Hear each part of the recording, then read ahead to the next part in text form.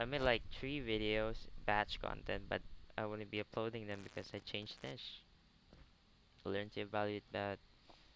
I learned to make content that my audience like, and not to actually follow my passion completely, because there's no such thing as a niche that you yourself will follow your passion and not your audience. If you don't listen to your audience, you won't make a difference in your channel.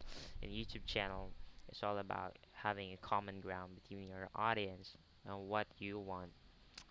And if you learn how to balance that, then you will be successful. Sometimes we tend to be passionate at something, but it's not going to work.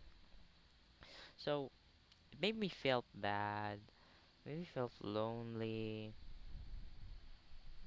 but just want to embrace that feeling that no matter what failure that we experience in life, it's just going to fade away. Those little failures are going to be the milestone. Well, I know this a lot, but it made me felt so bad right now.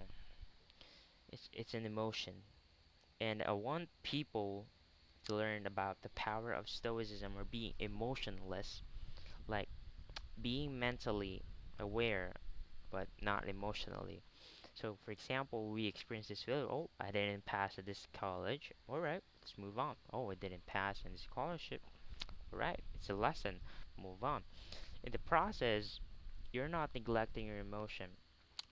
You're just letting it set down. But you're mentally thinking, I've experienced this failure. I'm aware, but I can change this, or I can make sure or assure myself to never make this happen again, or to learn from my mistakes.